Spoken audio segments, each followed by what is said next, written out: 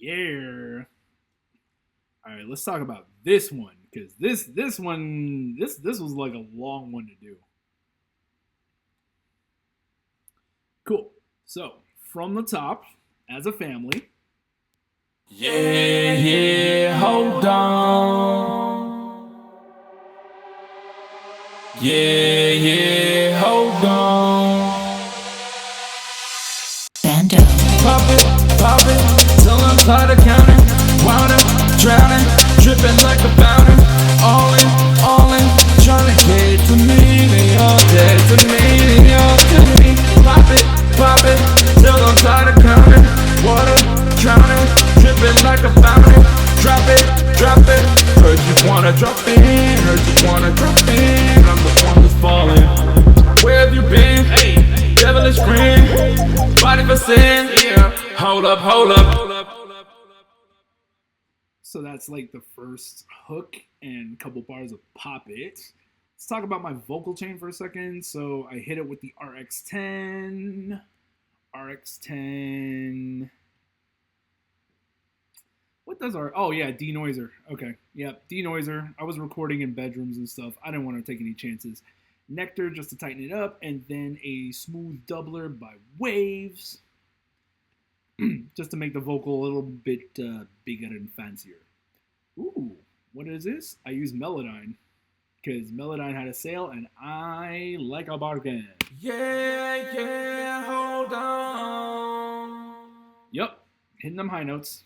Yeah, hold on. As you can see, it's just another vocal layer so that when I do attempt to do melodic vocals, not only can I just sing the part, I can also do wild things like turn my entire vocal, like my entire vocal channel into like a chord kind of thing. So one channel singing one note, another singing a supporting note, third, that gets you a chord, and then you can go as crazy as you want to. Overproduction? Possibly. Do I like it? Yes. Let's talk about, oh, there's a rap part in it. So I have like a short rap part in this towards the second verse. We'll just Lights out, dripped out, priced out, don't get hostile. Big paper in these pockets, Not jeans. Big paper in these pockets. all me. Turn a pack leader to a pack. Wolf of all streets, full attack. Good.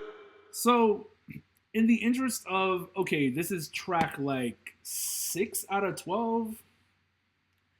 It's like I can only rap the one way for so long without people like getting bored. So this is where you get into things like vocal warping and melodics and just trying to make yourself sound a little bit different on every track. But when you play the entire project from back to front, you know that it's always like the same vocalist, just doing different experiments because you know it's music. You don't want people to get bored, especially if you're doing this live.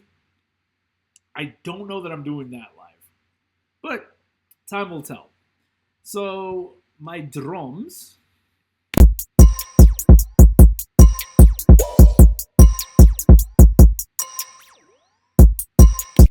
So that little rap section, we're gonna come back to that because guess what? There is a VIP edit involved with using that exact drum pattern. But for right now, we'll talk about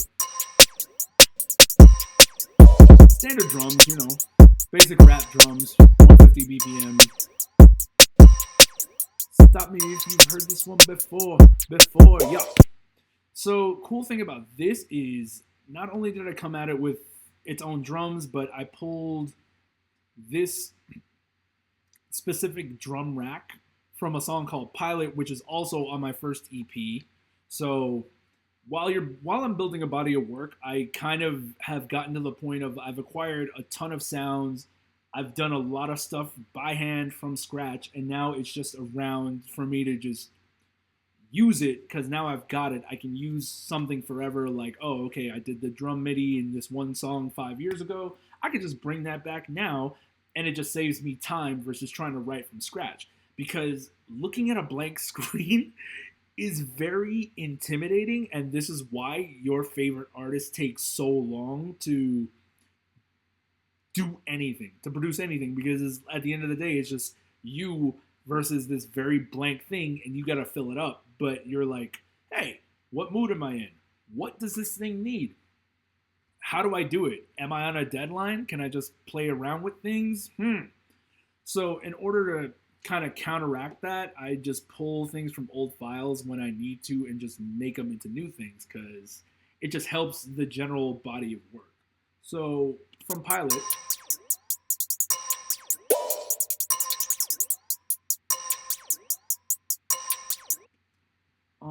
you hear that little. Hold up. What I wanted to play was. All right, so there's my little hi hat, and then I throw it through tape malfunction and filter step just to give it like a very glitchy vibe. Because keep in mind, I'm making hip hop, but I'm doing it in a very electronic influence way, so we're going to have glitches. It also works as like kind of ear candy, so that you're not like, okay, this is getting like I'm starting to get lulled into sleep here. Not so with my music, no siree, Bob. Let's talk about whatever's in the atmosphere layer. Great, so we got the chorus. That's just like a electronic flourish that I use, kind of like you would the cymbal or just any section starter, and it really just comes in the hook, you know. There it is. And some reverse action just to help with the build-up. Is that it?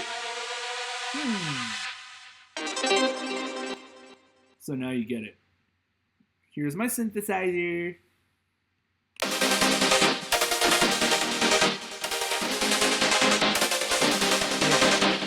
So OTT's going crazy. Let's try it without OTT. Let's take off this other OTT too. Seems a lot more tame, doesn't it? Alright, so halftime, it's basically just time warping whatever audio thing you throw through it. So let's talk about my settings for a second. Set to half a loop, smooth effect setting, and it's at like half. So it's not drenched in it, but it's like halfway dunked into halftime. So whatever my audio is, it's going into halftime. Halftime is hitting it with these settings, and that's why it sounds the way it does. Now, if I take that off, well, wait, one more filter. All right, so filter MS20 by the good folks at Arturia. This logo is there intentionally. I think it was built. Like, it was modeled after whatever Daft Punk used in all their, like, pre-2010s work. So that's why that looks the way it does. And I got it on 16th Dirty Gate, so if I take that off, it just chord stabs. But with it on, now it's like a cool, arped out thing. Now, let's see what's going on in the second channel, because I didn't pan these, and maybe I should have. But then again, there the chords are. Okay, I did do it for a reason. So, automatically, you're kind of getting, like, the rhythms of trap music, the euphoric, epic, overwhelming feeling of EDM, like chord stabs through a super saw thing. Let's see what I got going on in these. Because I marked it atmospheres, but really this should be way more organized. Why did I not organize it like that? Guess we'll never know. Yep, just layers doing their thing. See that? Yep. And this didn't get used at all. Interesting. Yep, there's nothing there. That was just a blank melody template. Didn't get used.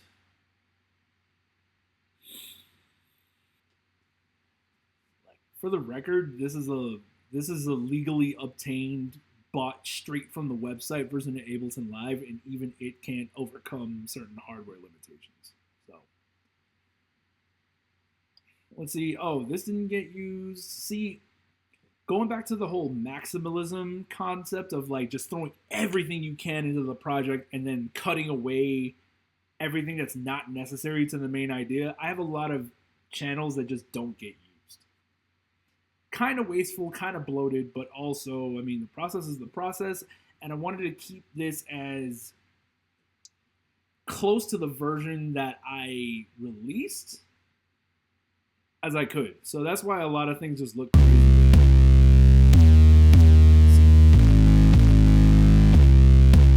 Crazy. Yup.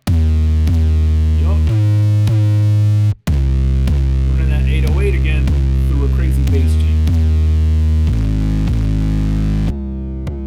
See?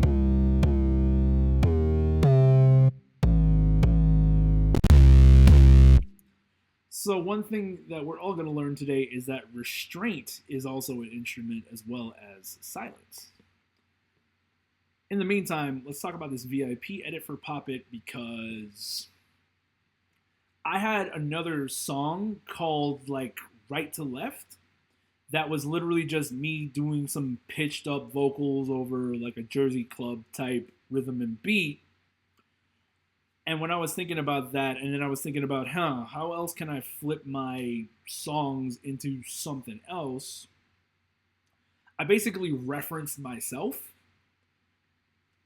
and just wanted to have another crack at it. Just like, okay, what's this song work like in a place where they like tempo, but they don't necessarily want to hear pop it with like the regular like trap drums. So in order to answer my own question, Yeah, hold on. Bounce. Yeah, hold on. Bandeauxx. Pop it, till I'm tired of counting. Water, drowning, dripping like a fountain. All in, trying to get to me. They all dead to me, they all dead to me. Pop it, till I'm tired of counting. Water, drowning, dripping like a fountain. Drop it, heard you wanna drop in, heard you wanna drop in. I'm the one that's falling. Where have you been? Hey, devilish grin, body for sin, yeah. Hold up. and if that wasn't enough, rap section, very, very different. Lights out, tripped out, priced out, don't get hostile. Hold up. Big paper in these pockets, Not jeans. Big paper in these pockets. all me. Turn a pack leader to a pack. Wolf of all streets, full attack. Good time, long time as I add to my wealth. Cash in, cash out, double feature myself. Cool. That's the new Poppet.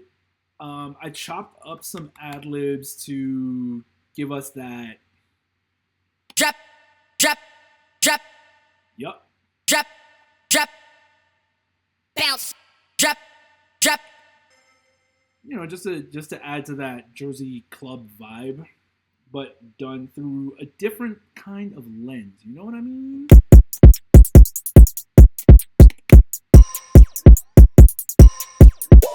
So yeah, wrote new drums over it.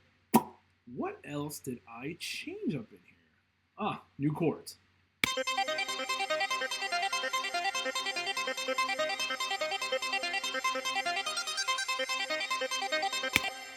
All right, so cheat code time, because you're probably wondering what all this on the bottom here is. If you can see it. I don't know that you can see it, but I'll try to get as close as we can. All right, so what we're looking at is Sting, which is a Max for Live plugin created by the great Ifta of, I think he was part of this group called Skinnerbox, and he's like solo now. So what I did was run the Sting app. And what Sting is basically it's intended to be a baseline generator. However, if you're into messing with things a little bit, it can be so much more. So what I did was I took Sting. Ableton Live comes in with its own scale programs for people who use outboard equipment like Push. So you can use Push to just hit the notes that you would normally hit on a piano or something like that. So the flow goes Sting as a generator, minor pentatonic to just be in key basically, and then run through another arpeggiator, which is giving it that vibe. And then after that, run that into Serum. Yeah, run that into Serum. And then run Serum into Halftime. Very insider knowledge, but don't let that get you down. This is very simple once you start grasping the concepts of everything that I'm doing and you want to go plug in shopping a little bit. Nothing crazy. So there's that. Chops.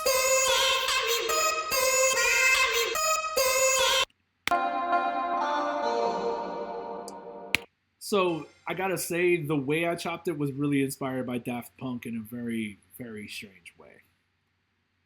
Here we go with Sting.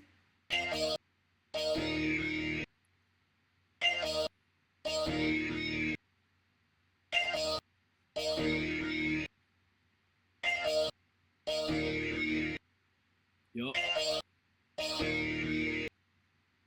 Cool. So the chops are run through halftime. Halftime is run through vocal synth to give us a more little robotic effect. Let's talk about my bass, and then we're off to the next song.